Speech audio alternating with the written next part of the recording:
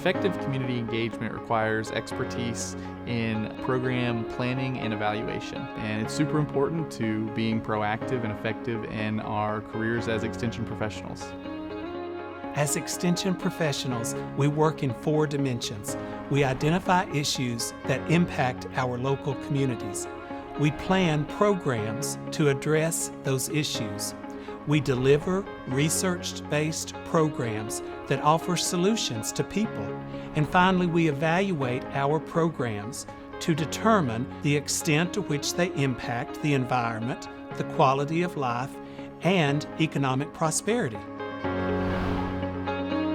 With identifying issues is one of the first steps in the program development process. And when I teach students about identifying issues, in my experience as an extension specialist, especially evaluation and program development, I like to start with what we call the situation analysis. Once you connect with your targeted audience, it's much easier then to determine what their needs and what their issues are. Building relationships is paramount to effective advisory boards, community engagement, volunteer recruitment, as well as continuing to market our educational programs. In fact, effective communication is absolutely the most important thing and a huge cornerstone to effective educational programs. Needs assessments could include document reviews, open listening sessions, surveys, as well as interviews.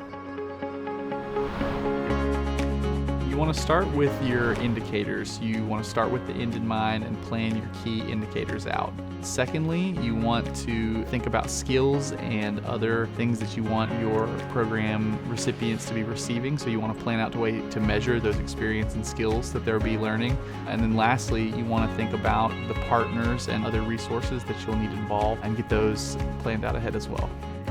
Marketing is an important part of the program development process because it is how we actually advertise what we do in cooperative extension. Program delivery is a phase where our plans are implemented and then they're going to be delivered to our customers. This domain includes several action steps. We need to make sure that we are planning and delivering our programs based on objectives as well as our indicators and evaluation.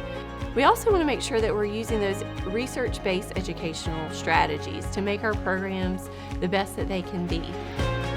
When we talk about education and action in extension, this has to do with designing programs with the aim of addressing a specific need in a given community. Program evaluation is not the end process. Program evaluation should be built into program design. And when you're looking at impact should be around economic, environmental, social, or civic. In Extension, we are all about impacts, and those impacts should be reported both internally and externally. Evaluation is essential to any organization, and I think that's a really big point that we need to always remember.